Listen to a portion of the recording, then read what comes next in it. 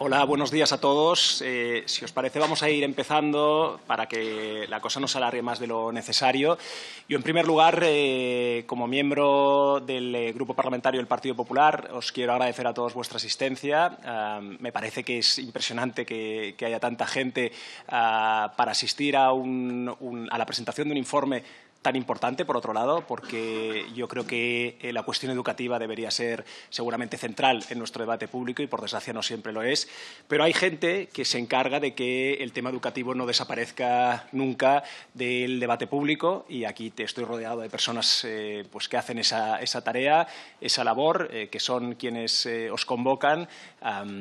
Ignasi Grau, que es buen amigo desde hace años, en representación de OIDEL, que son quienes han elaborado este informe sobre libertad educativa, José María Bereito, María Teresa, Albert Guibernau, a quien también agradezco su militancia en las cosas de la libertad, en la causa de la libertad, que me parece imprescindible y que además tiene mucho que ver con el acto de hoy. Yo no me quiero extender, pero sí que es verdad que para el Partido Popular la libertad educativa es una libertad principal, acaso la principal de las libertades, porque de ella, de la libertad educativa, acaban dependiendo y acaban derivando todo el resto de nuestras libertades públicas. Es evidente que la situación de la libertad educativa, la situación de la educación en general en España, preocupa y mucho a una parte importante de la ciudadanía y por eso es importante que en el Congreso de los Diputados actores, ONGs, asociaciones, fundaciones que tienen algo que decir a ese respecto tengan la oportunidad de decirlo en la casa de todos los españoles. Estos días estamos teniendo varios actos, varias iniciativas en las que el Partido Popular abre las puertas del Congreso a la sociedad civil. Para nosotros es importante que el Congreso esté abierto a todos vosotros, en definitiva, a quienes sustentáis la legitimidad de esta Cámara y por eso me parece especialmente importante y me hace especial ilusión que un acto como el de hoy cuente con tanta participación. Sobre la libertad educativa os hablarán tanto Ignasi como María Teresa, como Albert, como José María, pero sí que es verdad que hay un apunte, que es que creo que a menudo en España se olvida que la libertad educativa empieza por la libertad de los padres para elegir la educación que más convenga a sus hijos. Y esa libertad a menudo está siendo cuestionada desde diferentes ámbitos administrativos, tanto autonómicos como locales, como sobre todo en el ámbito nacional, y creo que debemos seguir insistiendo desde el Partido Popular en la defensa de esa libertad de la educación y esa libertad de los padres para elegir la educación que más convenga a su visión, a su cosmovisión y a las necesidades de sus hijos. Sin extenderme más, no quiero extenderme más, le voy a dar la palabra a José María Bereito, que será quien modere este acto y quien presente el informe junto con el resto de los ponentes. Gracias a todos por vuestra asistencia. José María, tienes la palabra.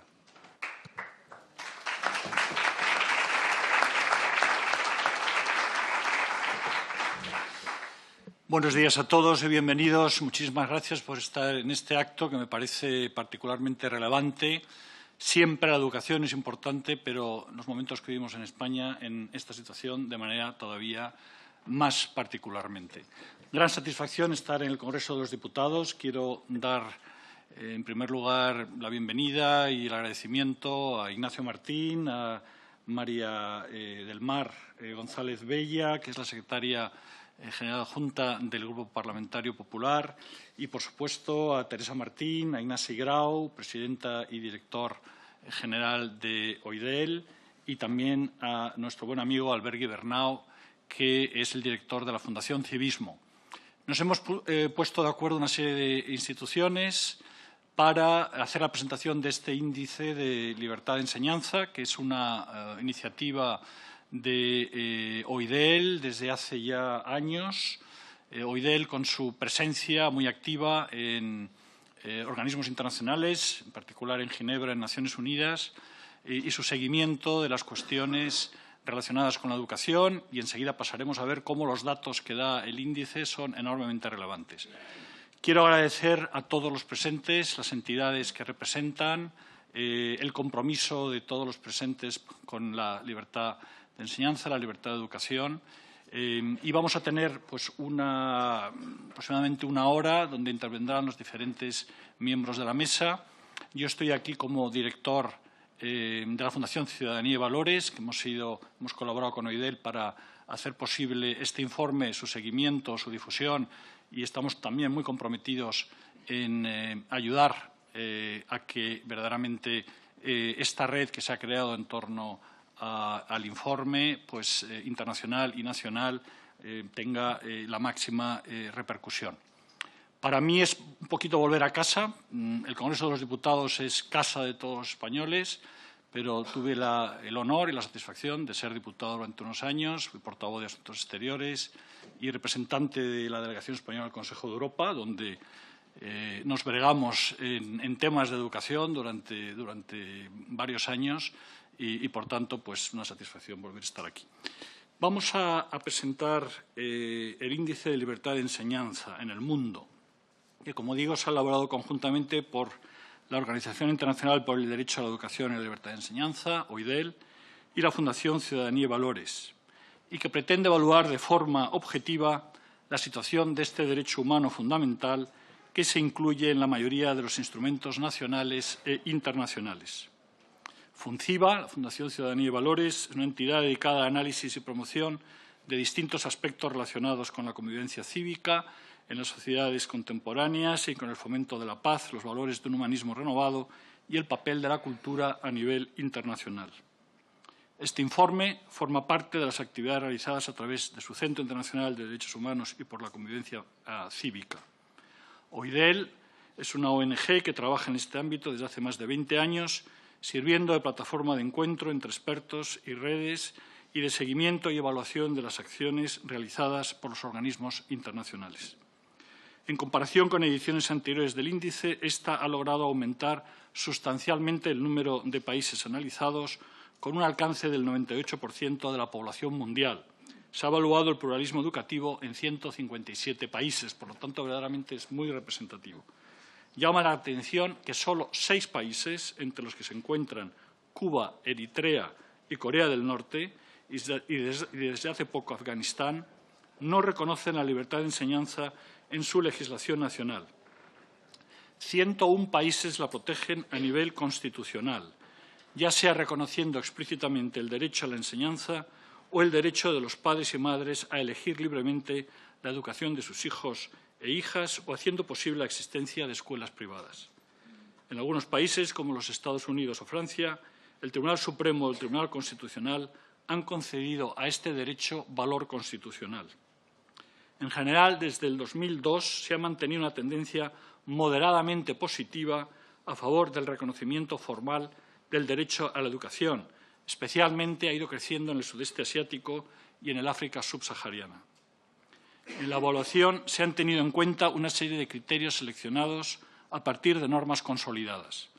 Algunos de estos aspectos son la financiación de las escuelas no gubernamentales, la consideración de todos los establecimientos educativos, públicos o privados, como un solo sistema, el aumento o disminución del número de estudiantes en las escuelas no gubernamentales, el aumento o disminución del número de escuelas no gubernamentales o el avance de la enseñanza en el hogar, tema que en algunos países está adquiriendo una cada vez mayor relevancia. En general, la tendencia de estos indicadores es ligeramente ascendiente a nivel global desde 2016, con las particularidades regionales que se señalan en el informe.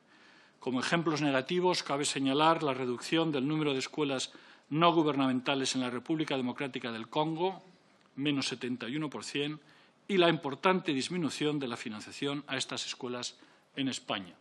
Lamentablemente, dentro de lo que es el índice, España ocupa un lugar en este apartado de retroceso. Además, se observa una creciente polarización política en la interpretación y aplicación práctica del derecho a la educación. Un ejemplo es el debate sobre la financiación pública, sobre los estándares mínimos exigidos a los distintos tipos de escuelas, con especial énfasis en la educación diferenciada o la integración de las minorías, o sobre la enseñanza en el hogar. Sobre todos estos aspectos, el índice da datos muy exactos, precisos, comparativos y en relación con el último índice que se llevó a cabo. Este índice es el resultado de una investigación realizada por un equipo multidisciplinar de 20 expertos durante 10 meses en 2023, con el objetivo de informar sobre la realidad del derecho a la educación en el mundo y fomentar el debate para entender mejor su importancia de cara al futuro de las nuevas generaciones y de la sociedad. como sabemos todos, en la educación nos jugamos todos mucho. Voy a dar a continuación, para no extenderme, la palabra a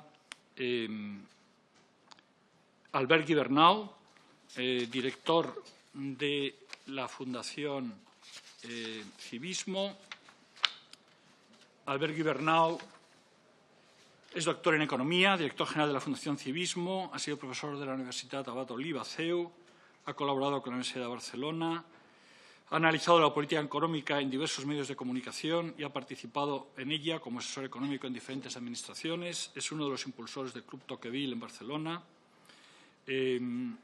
máster en gestión pública, presidente de Estudiants pel Canvi entre 2009 y 2012 y ha sido también presidente de Compromís pel Canvi desde mayo de 2011. Albert, muchísimas gracias por estar hoy aquí con nosotros. Muchísimas gracias, José María. Queridos amigos, en primer lugar quiero agradecer a Funciva y a IDEL por querer compartir este día y a mis compañeros de mesa por su participación en el acto. A José María, Ignasi, Teresa, Nacho, María del Mar, todos ellos amigos de la libertad. Hoy, 1 de octubre, 7 años después del envite al Estado de Derecho en Cataluña, quiero dedicar públicamente unas palabras de agradecimiento a Nacho Martín Blanco, con quien hemos compartido tantas batallas, algunas de ellas ciertamente desagradables, para mantener la libertad, la paz, el sentido común y la democracia en Cataluña. Buscaron que fuéramos extranjeros en nuestra propia tierra y gracias a personas como Nacho, hoy Cataluña no es Venezuela, aunque estuvimos a punto de serlo.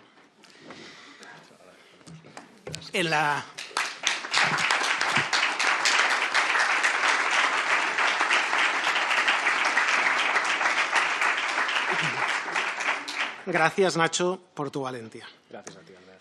En la Fundación Civismo nos ocupamos de trabajar en la defensa de la libertad personal y el fortalecimiento de la sociedad civil, especialmente en el ámbito de la libertad económica, la libertad de educación y la de información, las tres hoy más amenazadas que nunca. Quiero agradecer la presencia en la sala de profesores, periodistas y empresarios, padres y madres, cuya libertad hoy es un poco menor que la de ayer. Pero hemos venido a hablar en concreto de libertad de enseñanza. Y antes de dar la palabra a los autores del informe, quiero apuntar 3 ideas que pueden ayudar a entender la necesidad hoy de defender la libertad de enseñanza. La primera idea es que el Estado avanza. En el plano de la renta, hoy 4 de cada 10 españoles recibe sus ingresos íntegramente del Estado, ya sea a través de salarios públicos, subsidios o prestaciones. Sin olvidar el incremento de personas que viven del salario mínimo interprofesional, que han pasado del 8% en 2008 a cerca del 20% en 2023. Para 1 de cada 5 trabajadores, por cuenta ajena, su salario lo fija el BOE. Y la dependencia ciudadana del poder político es cada vez mayor. En algunas comunidades autónomas, como es el caso de Cataluña, se ha vivido un proceso de conquista de la escuela concertada por parte del sector público, como si se tratara de un botín de guerra. Muchas veces extorsionando a la concertada y obligándola a acometer costosísimas reformas en sus instalaciones y ofreciéndole a la vez sufragarlas desde el sector público siempre que se pasaran a formar parte de una red de escuelas públicas. Recuerdo una imagen hace poco más de 2 años grabada en la memoria. El 8 de noviembre de 2022, el consejero de Educación de la Generalitat y la alcaldesa de Barcelona, entonces Ada Colau, pronunciaron un discurso triunfalista en tono de conquista delante de las puertas de una escuela concertada del barrio gótico de Barcelona, precisamente cuando ésta fue obligada a acometer esas reformas y la congregación que la regentaba no podía costear y acabaron entregando la escuela al circuito público. Sin duda, era una guerra para absorber a la concertada y habían obtenido su botín. Y seguiremos, anunciaron. El Estado avanza y seguirá avanzando si no se defiende por tierra, mar y aire la libertad de enseñanza. La segunda idea que quería transmitiros es sencilla. Tenemos derecho a escoger la mejor educación para nuestros hijos. Lo apunta el informe. La libertad de enseñanza está reconocida en los principales mecanismos universales de derechos humanos y los estudios presentados demuestran que la mayoría de los países reconocen legalmente esa libertad a nivel nacional. De hecho, más de 100 países reconocen la libertad de enseñanza en sus propias constituciones bajo distintas formas y terminologías. No estamos pidiendo nada nuevo, sencillamente pedimos que se reconozca y poder poner en práctica nuestros derechos.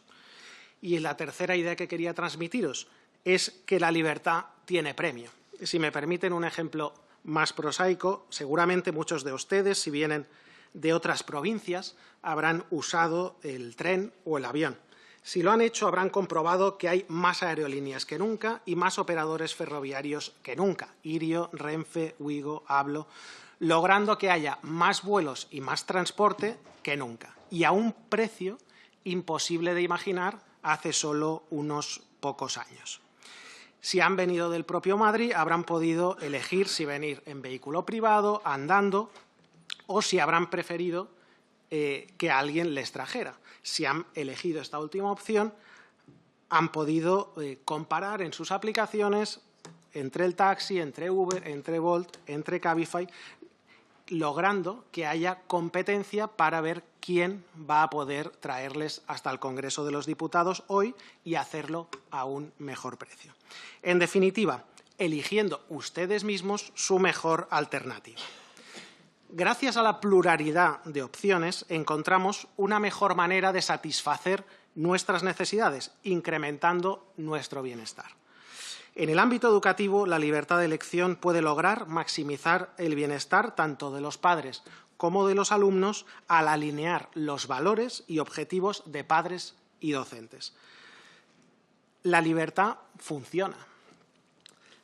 Y acabo. La sociedad española necesita que no desfallezcáis, defendiendo la libertad de enseñanza. O lo que es lo mismo, defendiendo un mejor futuro para vuestros hijos y los hijos de vuestros hijos. Nadie mejor que vosotros sabe qué es lo mejor para vuestros hijos y no debemos permitir que quien controla el BOE controle el futuro de nuestros hijos. Decía Alexis de Tocqueville, habría amado la libertad, creo yo, en cualquier época, pero en los tiempos en que estamos me siento inclinado a adorarla. Muchísimas gracias.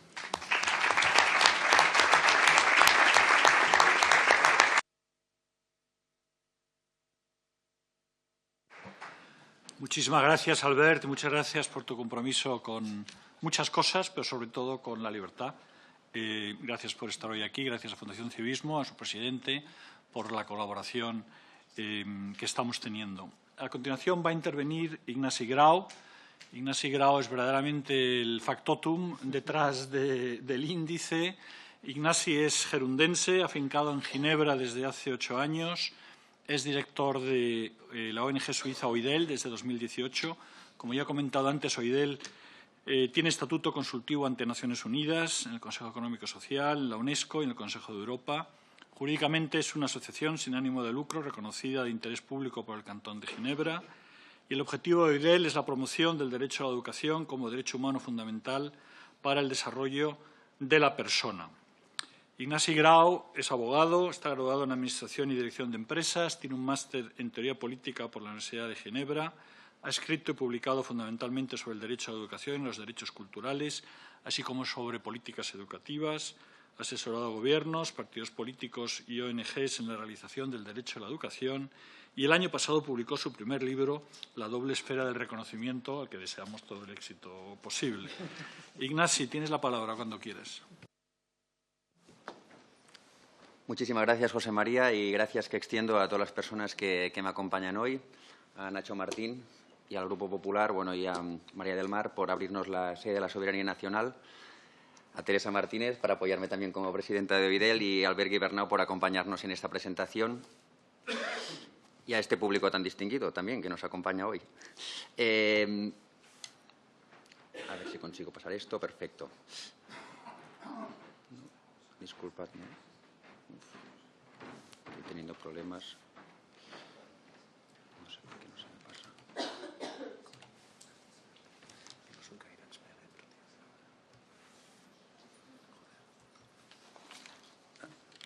Bueno, a la espera...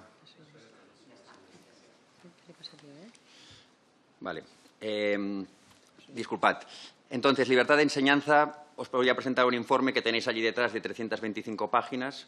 Yo voy a intentar hacer el esfuerzo de... Detrás de las puertas, los que estáis mirando. Esta vez voy a hacer el esfuerzo de haceros un resumen en 20 minutos, lo que no es fácil. Y antes de nada, lo que me obligo es a hablar de qué es la educación.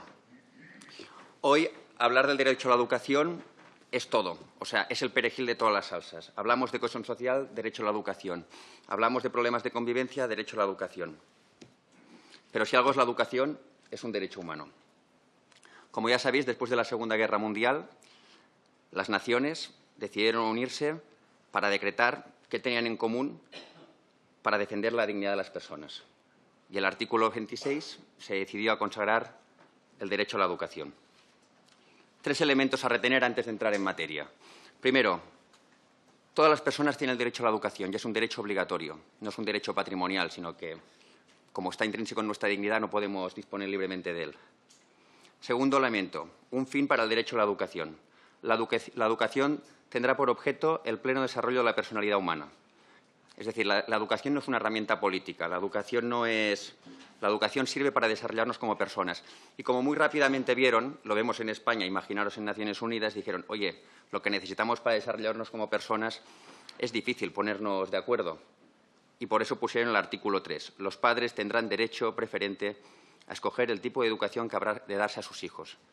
Este artículo, cuando se puso, que lo propuso la delegación permanente de los Países Bajos, se acordaba de los abusos del nazismo y sabían lo que significaba un monopolio estatal en la educación. Por eso decidieron, para evitar este tipo de abusos, en una maquinaria que ha sido perfecta, vamos a dar poder a los padres. Tras la proclamación de la Declaración Universal de Derechos Humanos, se redactaron los principales tratados de derechos humanos que también se reconoce este derecho. Ya sea vía el reconocimiento de los padres a escoger la educación que quieran por sus hijos o ya sea vía el derecho de los individuos a crear instituciones educativas alternativas a los del Estado. Y a veces parece que estos tratados y estas declaraciones se han olvidado, pero aún recientemente, en el último informe de la relatora especial del derecho a la educación, decía que las medidas que atentan contra el pluralismo educativo, ya sea en nombre de la asimilación, del nacionalismo, del laicismo y la cohesión social, son contrarias a las obligaciones de los Estados. Entonces, con esto, vayamos a hablar de libertad de enseñanza. Cuando se habla de libertad de enseñanza en España, como en muchos países, muchas veces dicen, oye, somos el único país que financia escuelas no gubernamentales. Somos el único país que está obsesionado con la libertad de enseñanza. ¿Pero es realmente así? Bueno, nosotros en OIDEL, para ver un poco el estado de situación, desde 1995 hacemos el índice de libertad de enseñanza. Es verdad que con la metodología actual la hacemos desde 2002. En 2002 analizamos 81 países, en 2016 136 y esta vez 157 países. Como os comentaba antes, el índice de libertad de enseñanza es una investigación en la cual han participado 3 personas full-time, entre los cuales he estado yo como coordinador. Han colaborado más de 20 expertos, entre ellos universitarios de reconocido prestigio, como gente de universidades como Boston University o la Universidad de Johns Hopkins, y más de 40 organizaciones de la sociedad civil que nos han permitido contrastar leyes con la realidad nacional. Como os podéis imaginar, muchos países son unos campeones en las leyes, pero luego la realidad pues, es más caprichosa. ¿Cómo hemos medido la libertad de enseñanza? Bueno, como ya sabéis, decía Chesterton que la estadística es la antesala de un sofismo y en realidad, pues, a riesgo de que haya imágenes que no sean del todo fehacientes, no sean del todo, representen fehacientemente la realidad, así hemos medido nosotros la libertad de enseñanza. En primer lugar, hemos medido si existe la capacidad legal de crear y gestionar escuelas no gubernamentales. Dentro de este indicador también hemos medido el estatus constitucional, o sea, el reconocimiento constitucional de esta libertad, y también hemos medido el estatus de... Es una parte muy pequeñita de este indicador, pero también el reconocimiento de la educación en casa, el homeschooling.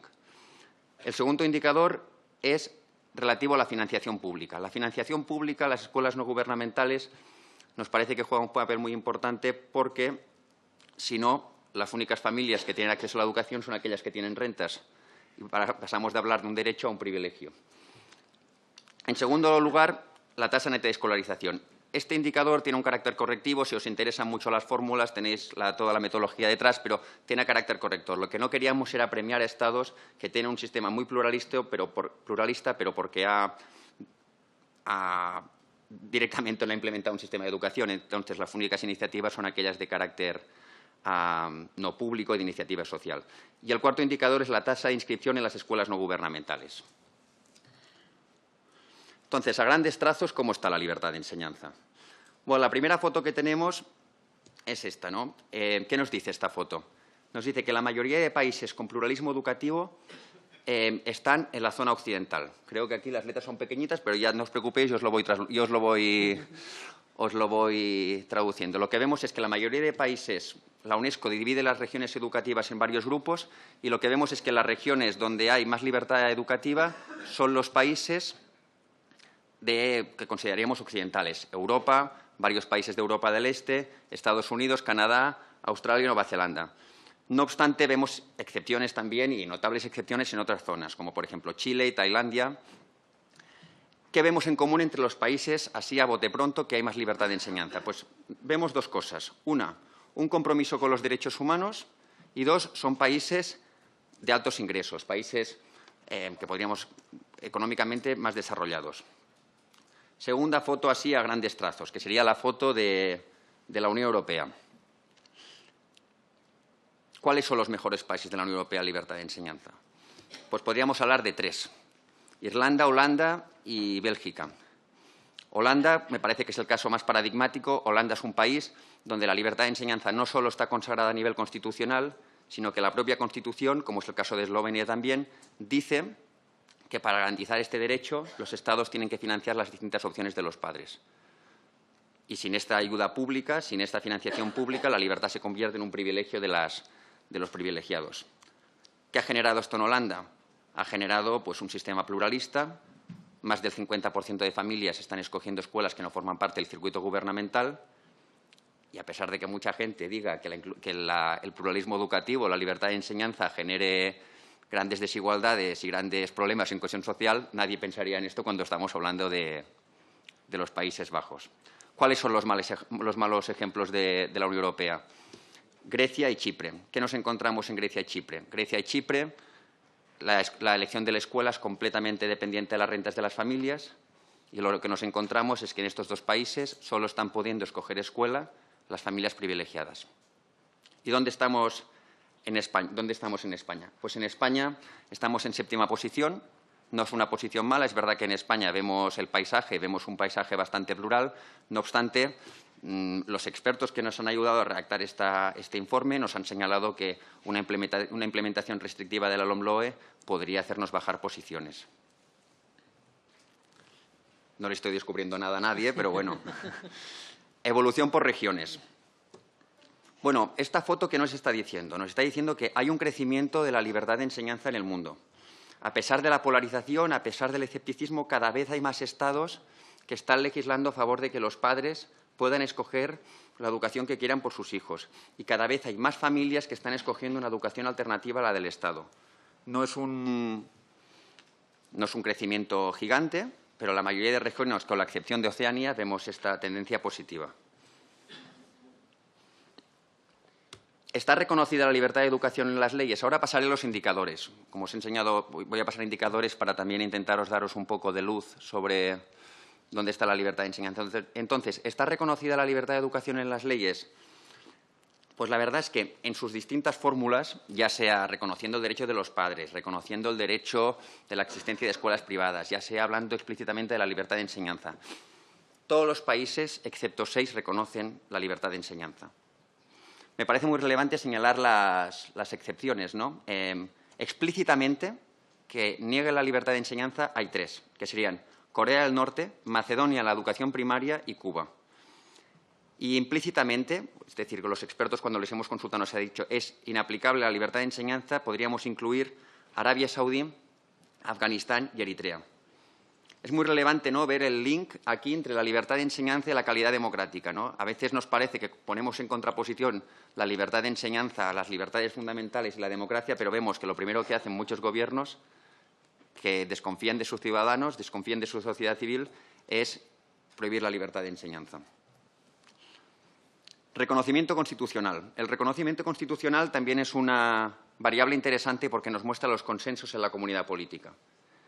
Y, de nuevo, muchas veces presentamos la libertad de enseñanza como algo que no genera consensos políticos, pero cuando hemos hecho nuestro estudio lo que nos hemos dado cuenta es que la libertad de enseñanza, en sus distintas fórmulas, ya sea, como decía, hablando explícitamente de la libertad de enseñanza, hablando de pluralismo educativo, hablando de derechos de los padres, hablando de la existencia de escuelas no gubernamentales, en 101 países se reconoce la libertad de enseñanza.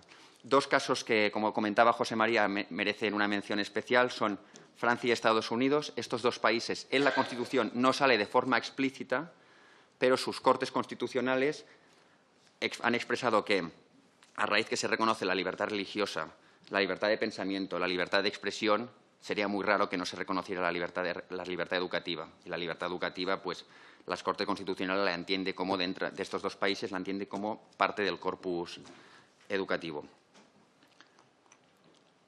¿En cuántos países el ejercicio de la libertad de enseñanza no depende de las rentas familiares? Y esta es muchas veces la principal discusión cuando hablamos de libertad de enseñanza. Bueno, y este gráfico, que de nuevo creo que tengo el desafío, que no termináis de verlo, pero no pasa nada, porque me puse unas notas que os lo van a explicar en un segundo. Mirad, yo creo que aquí hay dos elementos que son importantes a retener. El 78% de los países estudiados, en mayor o menor medida, otorgan algún tipo de ayuda financiera a las escuelas no gubernamentales. O sea, el 78% de los países, en mayor o menor medida, en algunos casos es simplemente algunas ayudas al material, pero otorgan algún tipo de ayuda financiera a las escuelas no gubernamentales. Y el 31% de los países analizados otorgan una ayuda consistente. Es decir, del 31% de los países analizados, como mínimo, financian los salarios de los profesores de las escuelas no gubernamentales. Para mí, podemos sacar tres conclusiones relativas a la financiación de escuelas no gubernamentales.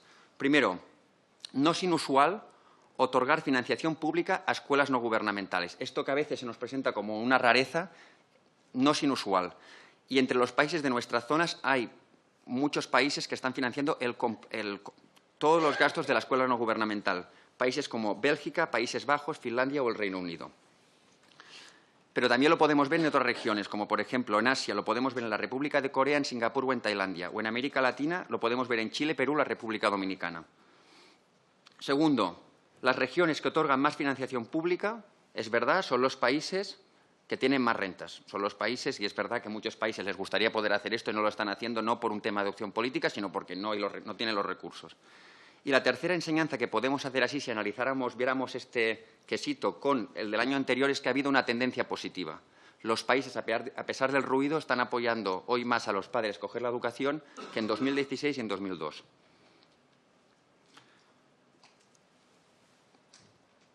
Hoy tenemos más o menos alumnos en escuelas no gubernamentales.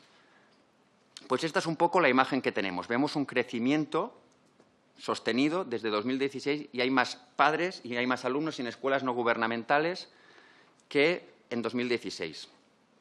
Este gráfico para mí es interesante por dos puntos. Uno, porque muchas veces se justifican los cambios legislativos alrededor de la libertad de educación en pro de un dramático crecimiento en el sector privado.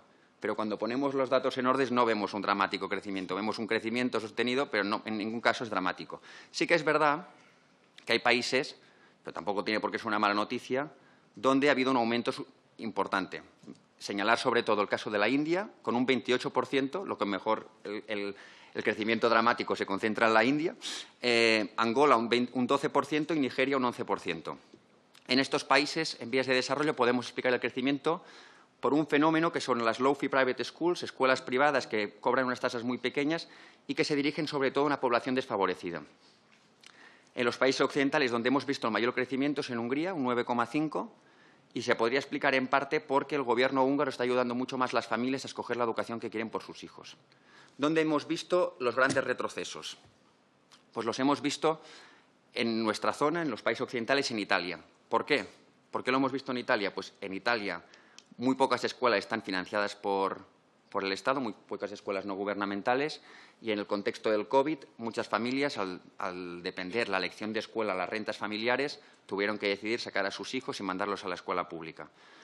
Fuera de la zona europea podríamos señalar dos ejemplos. Bangladesh también, un mal ejemplo, ha habido un retroceso de un 18% y especialmente problemático el caso de Eritrea. Eritrea, como sabéis, está sufriendo una dictadura atroz y la mayoría de escuelas no gubernamentales han sido expropiadas por el Estado, en especial las escuelas que pertenecen a la enseñanza católica.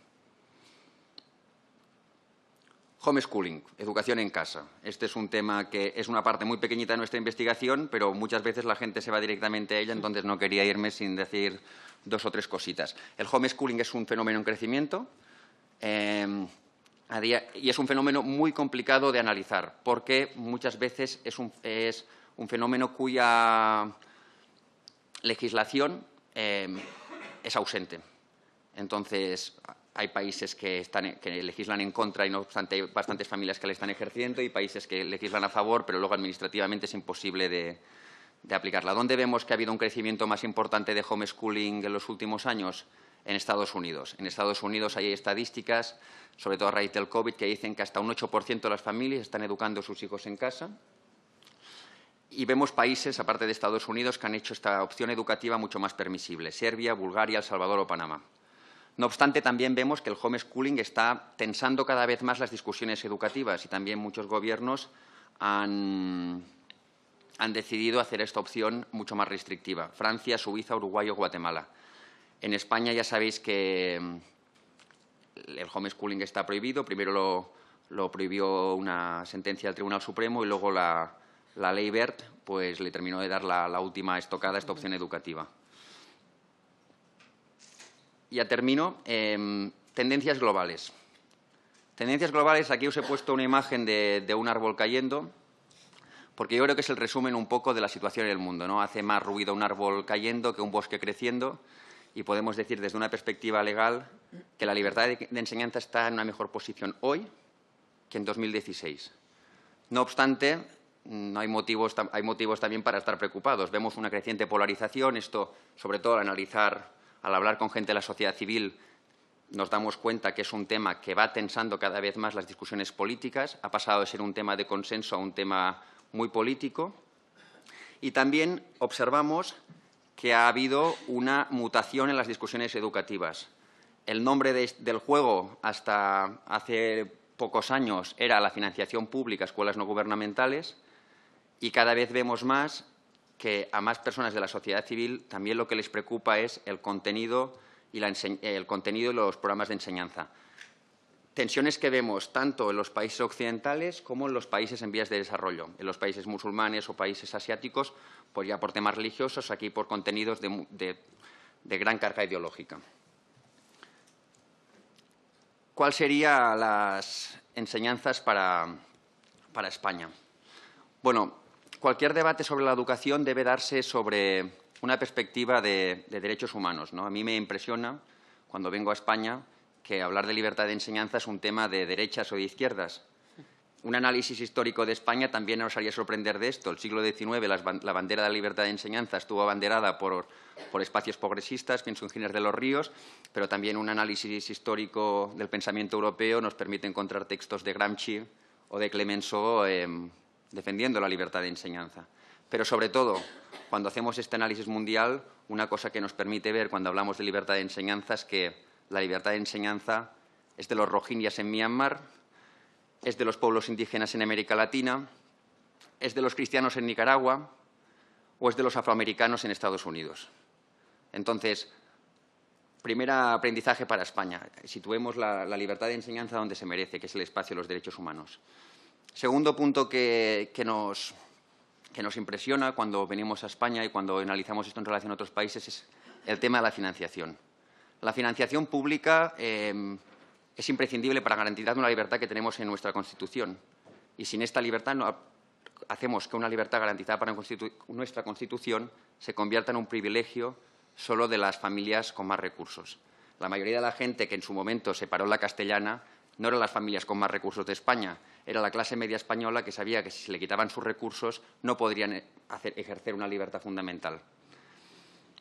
Y tercer punto, la educación es el derecho que nos permite decidir quién somos, como veíamos, qué hay de bueno en nuestra sociedad, qué vale la pena preservar para formar a la generación que viene.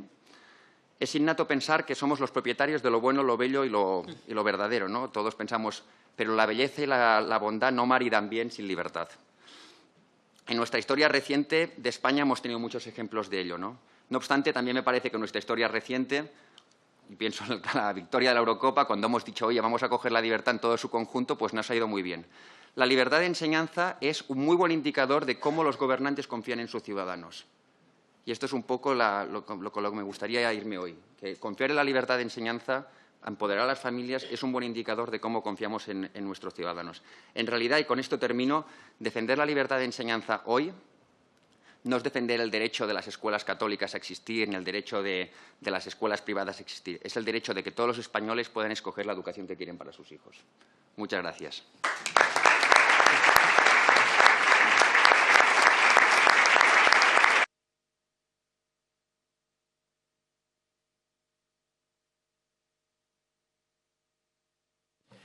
Muy bien, Ignasi, verdaderamente muy claro y además muy útil el informe con muchos datos que se pueden utilizar en muy diferentes situaciones. También situar el debate en el marco de los derechos humanos, de los derechos de ciudadanía, exactamente lo que también queremos hacer desde FONCIVA, la Fundación Ciudadanía y Valores, y ahí es donde estamos trabajando. A continuación voy a dar la palabra a Teresa Martínez. Teresa Martínez es licenciada en Filosofía y Letras, especialidad Psicología por la Universidad de Barcelona. Es máster en Investigación en Ciencias Humanas, Sociales y Jurídicas y es sobre todo una gran profesional de la educación. Ha sido directora de centros educativos, directora de colegio, consejera delegada de la institución familiar en Cataluña. Ha sido vicepresidenta de ASE y es miembro del patronato de Imperia. Teresa, muchas gracias. Muchas gracias, José María. En primer lugar, un saludo a todos los presentes, especialmente de la mesa, y muchísimas gracias. Este agradecimiento por la posibilidad de estar aquí, ¿no?, en el Congreso de los Diputados, que si bien José María es casi su segunda casa, para el resto, ¿no?, por lo menos para mí, no lo es y es todo un orgullo estar aquí, ¿no?, y representando esto que habéis comentado sobre la voz de la ciudadanía, ¿no?, que es lo último que ha terminado Ignasi, que me parece muy relevante. También a quienes han hecho posible y organizado este acto, ¿no?, pues Fundación Civismo y Fundación Ciudadanía y Valores. Y se ha comentado aquí al principio, ¿no?, José María, sobre la ONG de OIDEL, que es una ONG suiza, ¿no?, que desde hace 40 años está trabajando en este derecho de la educación, de la libertad. Por tanto, no es una cosa nueva ni que haya surgido, ¿no?, como a raíz de alguna política educativa en algún lugar, no, sino que hace muchos años pues está en este foro internacional, ¿no?, allí pues en este estatus consultivo. Y yo quería aquí aportar lo que significa estatus consultivo, ¿no?, porque a veces esto dice, oye, qué bien, ¿no?, estatus consultivo en la ONU, en la UNESCO, en la Comisión, en el Consejo de Europa. Pero lo importante es que, gracias a eso, podemos participar activamente en los procesos de toma de decisiones relacionados con la educación. Y ahí está el gran quid de OIDEL, ¿no? Es decir, que no solo uno dice defiendo algo, sino que lo defiendo en un foro en el cual puedo participar, ¿no?, puedo estar en la toma de decisiones, ¿no? Por tanto, cuando a veces la gente, ¿no?, nos pide ahora últimamente con el informe pues estar presente en algún debate, lo importante le piden, ¿y las conversaciones internacionales por dónde van, ¿no? ¿Por dónde van? Pues es verdad que alzamos la vista y podemos ver en otro foro estas conversaciones internacionales, ¿no?, pero está activamente en los procesos de toma de decisiones. Y nuestra influencia, ¿no?, como IDEL, se extiende a configuraciones de políticas e iniciativas que defienden estos principios de los derechos humanos en la libertad educativa.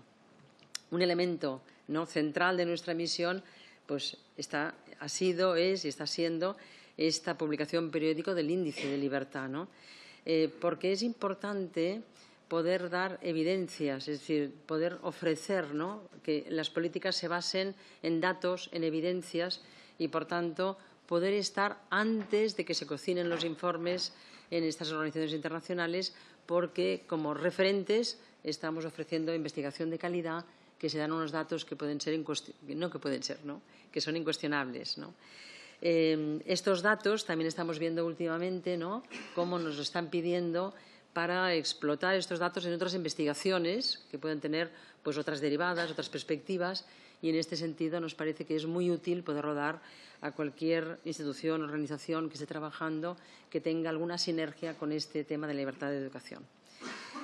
También llevamos a cabo programas de formación, porque en OIDEL se defiende, se investiga, pero también se forma, ¿no? Entonces, pues hay desde ámbitos distintos, la escuela, la Universidad de Verano, en programas de formación sobre el sistema de derechos humanos, ¿no? Y colaboramos con universidades, como ha dicho ya Ignasi, pero también formamos académicos, funcionarios, responsables políticos, estudiantes, en este deseo, ¿no?, de que haya buenas cabezas, gente con criterio, gente que esté en lugares relevantes de la sociedad civil y que puedan de algún modo formarse e influir en el trabajo que estén realizando, ¿no? Sea en una cátedra, sea en un funcionario público, sea en una universidad, lo que sea, ¿no?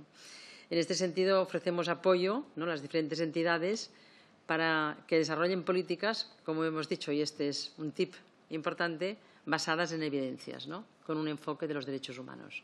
Esto que ha reclamado ahora Ignasi, decir, oye, la educación también en España desde la perspectiva de derechos humanos, ¿no? No es una batallita pequeña, no son una financiación más o menos, sino que estamos hablando de grandes temas, ¿no?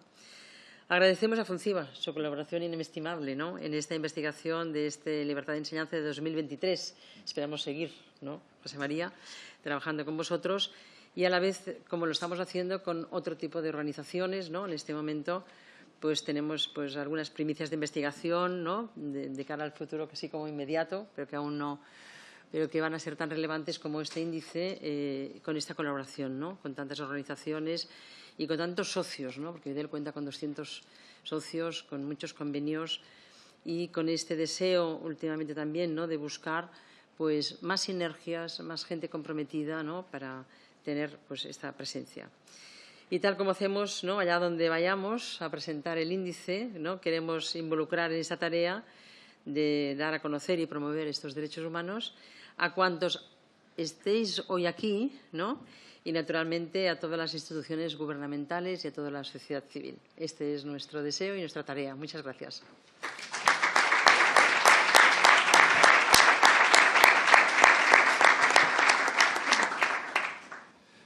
Muy bien, Teresa, muchísimas gracias. Y, efectivamente, qué importante aunar esfuerzos, todas las entidades. Hay una tendencia natural en todas partes de los reinos de taifas, pero quizá en España a veces con más frecuencia. Y qué importante es que todas las entidades, asociaciones, fundaciones que están comprometidas con el derecho a la educación, pues trabajemos conjuntamente, ¿no? Agradezco también de nuevo a la Fundación Civismo. Vamos a clausurar con la intervención de la Secretaria General Adjunta del Grupo Parlamentario Popular, María del Mar González Bella.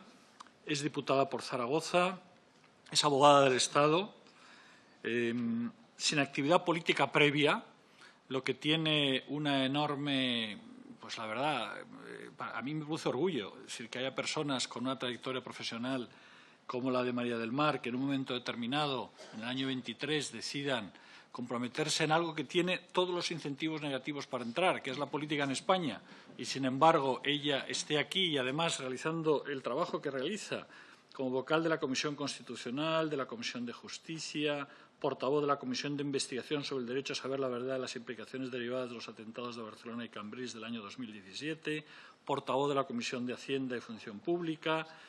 En fin, muchas gracias, María del Mar, por estar con nosotros, y tienes la palabra. Bueno, pues en primer lugar agradezco a José María ese resumen que ha hecho de mi formación y de mis tareas, que no es merecido, al revés, el tema es muchísimo más importante. Y, en cualquier caso, transmitirles la imposibilidad de acudir del portavoz Miguel Tellado, que tenía previsto otro acto y que no ha podido, y vengo yo en su nombre como miembro de la dirección del Grupo Parlamentario Popular. Es un orgullo estar aquí, clausurarlo, y es un orgullo también abrir el Congreso, que es al final la sede de la soberanía nacional y, por lo tanto, la casa de todos, a la sociedad civil, sobre todo cuando están entidades tan reconocidas como FUNCIVA, como IDEL o como la Fundación Civismo. Y también ese honor es todavía mayor cuando es para la presentación de un estudio del calado del actual, ¿no? Con 157 países, como nos ha dicho Ignasi, que ha ido incrementando el abanico y con tantos parámetros que son considerados para medir la libertad de enseñanza. Decía Ignasi que se recogía en el artículo 26 de la Declaración Universal de Derechos Humanos. Yo también, apelando también a mi condición de abogada del Estado a la que se ha referido José María, está reconocido en el artículo 27 de nuestra Constitución española, que me voy a permitir leeros el párrafo tercero, que a buen seguro sabéis. Los poderes públicos garantizan el derecho que asiste a los padres para que sus hijos reciban la formación religiosa y moral que esté de acuerdo con sus propias convicciones. Se halla dentro de los derechos fundamentales, con protección máxima en nuestra Constitución, permite pues, su desarrollo con ley orgánica, con recurso de amparo, con recurso de inconstitucionalidad en cuanto a su protección. Y desde el Grupo Parlamentario Popular, como adalides también que somos de la libertad en este ámbito, pues con mayor razón, dada la importancia que este derecho de educación y derecho a la libertad de enseñanza como derechos fundamentales tienen. La importancia que para nosotros tiene no está solo manifestada en la presencia y en el interés que se ha tomado nuestro compañero Nacho Martín en la organización de la jornada, sino también en la presencia de numerosos diputados que están entre ustedes del Grupo Parlamentario Popular, con nuestro portavoz de Educación, Óscar Clavel, también ahí pues, interesándose por todo esto. También nos hemos manifestado recurriendo la LOMLOE, entendiendo que, bueno, pues que elimina criterios de demanda social, que margina el castellano y algunos otros ámbitos, bueno, como es un acto institucional en los que no entraré, y apelando desde el Grupo Parlamentario Popular siempre al acuerdo social que ha de regir en temas educativos y en temas de enseñanza. Concluiré con una frase de Nelson Mandela que dice que la educación es el arma más poderosa para cambiar el mundo, y les digo a ustedes que están en este ámbito que usen ese arma, o que usemos todos, cada uno desde nuestra respectiva función y ámbitos, para cambiar el mundo a mejor, para que la libertad, para que el esfuerzo, para que el pluralismo sea considerado como riqueza y cuajen en el futuro de nuestros hijos como valores esenciales. Nada más y muchísimas gracias. Un placer.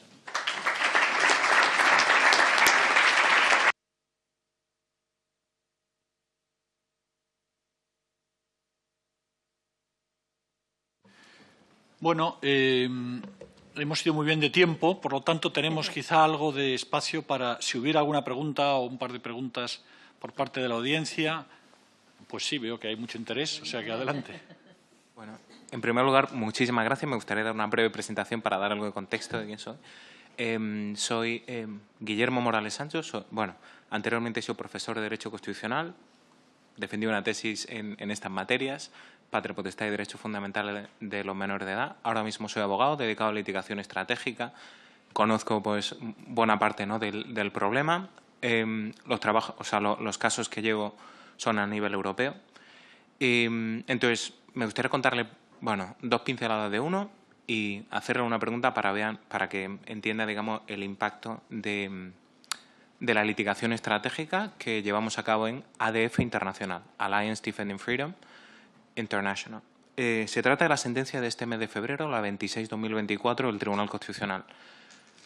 Ocurrió lo siguiente. La hemos recurrido ante el Tribunal Europeo de Derechos Humanos. Pues resulta que tenemos un matrimonio cuya hija en Barcelona estaba yendo a un colegio concertado. Durante buena parte de la etapa educativa, este colegio concertado, ya digo que era un colegio concertado con muy buenas prestaciones educativas, ¿no? Resulta que el matrimonio tristemente se separa y uno de los cónyuges lo que decide es llevar a la hija a un colegio público.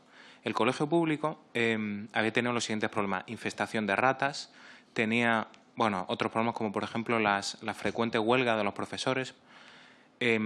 ¿Por qué? Porque acudían a las manifestaciones independentistas. Estoy hablando de huelgas de profesores. Solo tenían la primera etapa educativa.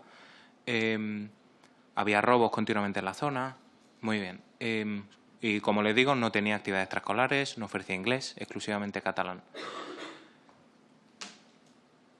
Las dos sentencias de instancia le dieron la razón, en este caso, pues al cónyuge que se había decidido por el colegio concertado, y el cónyuge que prefería este colegio público que les acabo de describir, y estos son los datos del caso, recurre al Tribunal Constitucional. ¿Qué sostuvo el Tribunal Constitucional? Esta sentencia la pueden leer ustedes, la 26/2024, y es que, como se trata de un colegio público, es más neutral, tenemos que preferir a este colegio. Lógicamente es una sentencia que cuenta con 4 votos particulares, pero el precedente que sienta es realmente terrible, ¿no? Para nuestro país. Entendemos, por tanto, que hacía falta recurrir a Estrasburgo ante el Tribunal Europeo de Derechos Humanos. Lo que tiene que regir aquí es el interés superior del menor, las prestaciones educativas, que me parece que es un caso palmario de cómo la ideología pues, puede desplazar, ¿no?, al bien de los hijos y su educación. Y poner antes, como les decía, bueno, lo cierto es que me ha encantado su intervención, doctor Gibernau. Me ha llegado al alma porque he visto el caso, ¿no?, después de esta menor reflejado en lo que usted mismo nos estaba contando. Mi pregunta es la siguiente, ¿no? O sea, hemos visto también, hemos visto el retroceso en la libertad educativas, bueno, con la última legislación, también con las sentencias, ¿no?, del Tribunal Constitucional después de las últimas renovaciones. Es ciertamente preocupante. Es verdad que no es la última palabra, de luego no es la última palabra dentro del Consejo de Europa. También tenemos el Tribunal Europeo de Derechos Humanos. Y mi pregunta es muy concreta. Veo, en cambio, algunos signos de esperanza que se han abierto a través de, bueno, diría que paradójicamente después del COVID, ¿no? Después del COVID hemos visto, bueno, primero cómo son posibles los colegios híbridos a través de, bueno, docencia online. Es decir, que es posible o que debería haber mayor libertad, por ejemplo, para la educación en casa. Incluso que hay muchas familias que están dispuestas a asumir, ¿no?, pues buena parte de esa tarea. También llevamos casos parecidos ante el Tribunal Europeo de Derechos Humanos en los que defendemos escuela híbrida de online y en casa o también con otros colegios internacionales. Entonces, brevemente, en materia de homeschooling, no sé si nos podría dar, digamos, como algún dato adicional sobre la evolución. Único dato interesante es, en Austria, por ejemplo, está permitida el homeschooling, hay muchísimas familias que lo deciden. No es un país del que uno pudiera dudar de su Estado de Derecho, de su falta de elección educativa. Pues nada más y quedo a su respuesta. Muchas gracias. Vamos a tomar también la otra pregunta y así ya cerramos aquí la mesa. Nada, no, yo solo, bueno, como presidenta de COFAPAG y como representante de los padres, agradecer el informe, agradecer el seguir trabajando en esta línea en la defensa de la libertad, pediros que no desfallezcáis, que aunque haya un retroceso real, pero es necesario seguir y que desde luego la sociedad civil, y aquí me dirijo un poco también a los políticos, seguiremos trabajando en pro, tendréis nuestro apoyo y es necesario que desde la política de verdad la educación sea bandera. De verdad, creamos en la importancia que tiene la educación para nuestro país y que peleéis en esa línea y que gracias por todo lo que hacéis. Gracias, Ignasi, Teresa, y a todos por, de verdad, este informe y los que vendrán. Pues dar la palabra al presidente de la Fundación Civismo. Julio, adelante.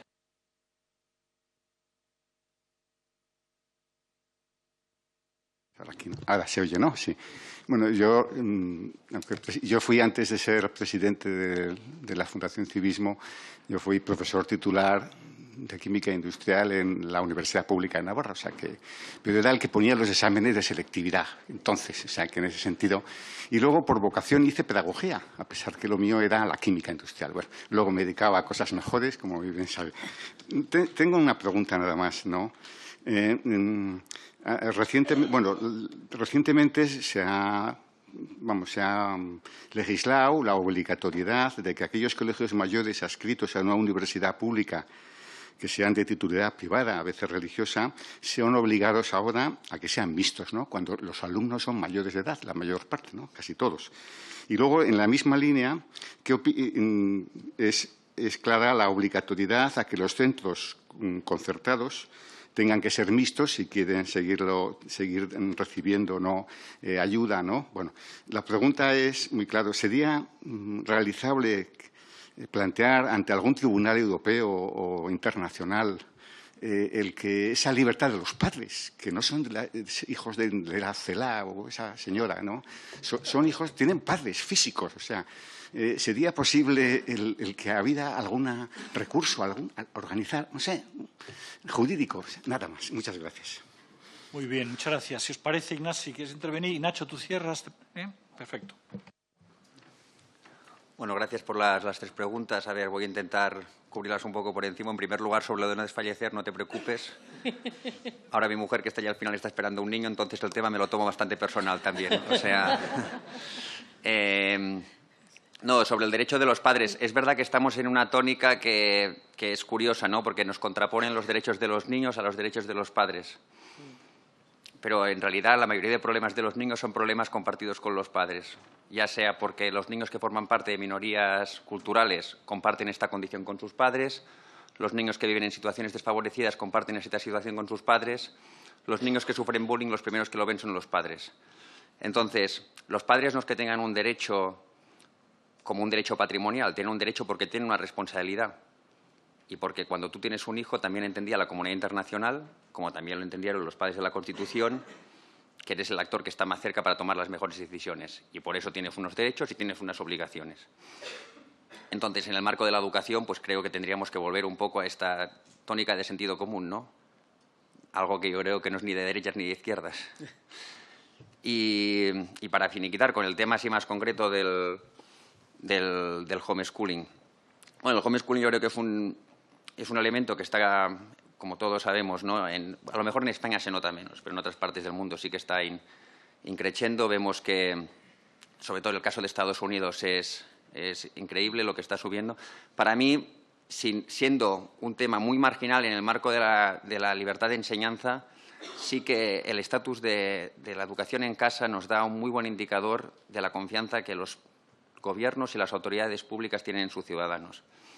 Igualmente, aquí muchas veces, como pasa en la libertad de enseñanza, si nos contraponen a realidades que son completamente negativas. Dicen, no, es que están a veces, ¿no?, cuando se habla de libertad de enseñanza, dicen, no, pero es que, ¿cómo hacemos por el tema de los registros de los alumnos? ¿Cómo hacemos por los currículums? Pues la mayoría de padres lo que quieren es, oye, yo quiero una educación distinta a la del Estado, pero evidentemente quiero que mis hijos puedan ir a la universidad, quiero que puedan hacer las mismas pruebas de acceso, queramos asegurarnos que tengan calidad. No existe tal contraposición. De hecho, la mayoría de asociaciones de padres, y aquí podemos tener varios ejemplos, y la mayoría de escuelas no gubernamentales, y aquí también tenemos ejemplos, lo que tienen sobre todo es un interés de colaborar con el Estado para que estas opciones se den en la máxima armonía posible. Entonces, más que tensar esta relación que no le interesa a nadie y sobre todo a quien no nos interesa es a nosotros como sociedad porque está perjudicando a los niños, vamos a cambiar este paradigma. Gracias, Ignasi. Yo, antes de cerrar, me gustaría hacer algún comentario sobre lo que habéis comentado. Primero, agradeceros a COFAPA y al resto de las entidades que estáis dando la cara por la libertad educativa en nuestro país. Vuelvo a decir lo que decía, que me parece una cuestión absolutamente fundamental. Como catalán no puedo por menos que decir algo con relación a lo que comentabas. Yo creo que si en algún lugar de España la libertad educativa está en entredicho, es especialmente en Cataluña. En el resto de España es evidente que también. Hay una aproximación ideológica que pretende decirnos a los padres cómo debemos educar a nuestros hijos, como si, como decía Julio, nuestros hijos no fueran nuestros, sino que fueran del Estado. La verdad es que es una concepción, diría decimonónica, reaccionaria del poder, que a mí personalmente me parece que está en la base de la tiranía de lo políticamente correcto, la tiranía de la mayoría, la tiranía de lo que debemos pensar y no podemos discrepar de ello porque entonces te arriesgas a la excomunión civil, y personalmente creo que los padres tenemos que hacer un verdadero esfuerzo por evitar que eso ocurra. Desde la política, nosotros desde el Partido Popular vamos a hacer lo posible por defender la libertad, por defender el derecho de los padres a elegir la educación que más se ajuste a nuestras convicciones, a las convicciones de nuestras familias, por defender también el derecho de las familias a tener una visión diferente de la que tienen desde los gobiernos. La educación gubernamental no es la única posible. Yo creo que desde el Partido Popular siempre hemos defendido una educación pública de calidad, por supuesto, pero eso no obsta para que también haya espacios que de alguna manera supongan un contrapeso a los dogmas casi oficiales que pueda darse, por ejemplo, en opciones de educación concertada, que en nuestro país tiene una enorme importancia. Y en Cataluña concretamente también, a pesar de todo, la educación concertada ha hecho grandes esfuerzos en Cataluña para conseguir preservar su libertad. Veo algún representante aquí de la batalla, de la lucha por la libertad en Cataluña, y creo sinceramente que debemos reconocerle también ese mérito a esos actores. Pero es verdad que, bueno, pues las cuestiones lingüísticas, yo a mí siempre me gusta dar una pincelada a ese respecto. Creo que el catalán y el español o el catalán y el castellano son lenguas hermanas, son lenguas que son perfectamente inteligibles para los hablantes de una y otra lengua, y aquí hay una cuestión de una obsesión por el narcisismo de la pequeña diferencia que nos lleva a impedir una cosa que es natural. Los niños catalanes deberían asumir como propias el catalán y el español, y el problema es que desde la administración pública se intenta decirle a los niños catalanes que el español no es propio de los catalanes. Ese es el problema. No es tanto una cuestión del número de horas, que también, por supuesto, sino una cuestión de que el español debe ocupar en Cataluña su espacio sentimental y simbólico, por supuesto oficial también, pero sentimental y simbólico de lo que representa para la mayoría de las familias catalanas, que muchas veces se olvida. La mayoría de los catalanes tenemos el castellano como lengua materna y la inmensa mayoría de los catalanes amamos también la lengua catalana como una lengua propia. Por eso yo creo que es fundamental que haya ese equilibrio, y desde el Partido Popular así lo vamos a defender en Cataluña y, por supuesto, así lo vamos a defender en el Congreso de los Diputados. Y yo, sin más, quiero agradeceros a todos esta mesa. Me ha parecido fascinante, la verdad, y me alegro mucho de veros a todos también con cara de haberlo disfrutado, y os emplazo a nuevas ocasiones con los amantes de la libertad, como decía, los amigos de la libertad que decía Albert. Muchas gracias a todos.